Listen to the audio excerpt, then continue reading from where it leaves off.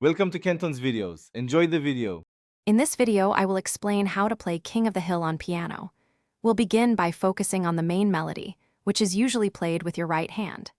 The iconic opening phrase often starts on a C note, specifically middle C or the C above it.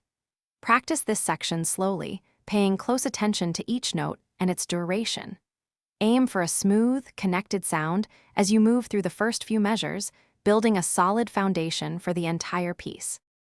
Next, let's add the left-hand accompaniment to give the melody a richer sound.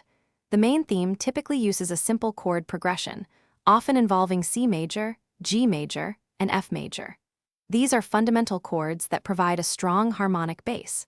Practice transitioning between these chords smoothly, ensuring your hand position is comfortable.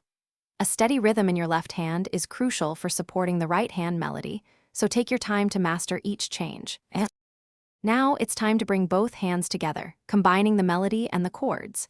This step requires coordination, so begin at a very slow tempo.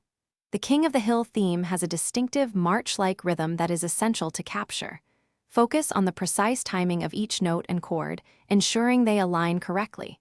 Practice short sections repeatedly, perhaps 2 or 4 measures at a time, before connecting longer phrases. Consistency is key here. To refine your performance, incorporate a metronome into your practice routine. This will help you develop consistent timing and a steady tempo.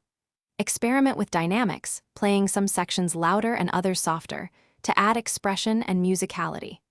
Once you feel comfortable with the basic arrangement, you might explore simple embellishments or variations to make the piece your own. Remember, regular, focused practice, even for 15 minutes daily, will lead to significant improvement. Thanks for watching. Consider subscribing if we helped you.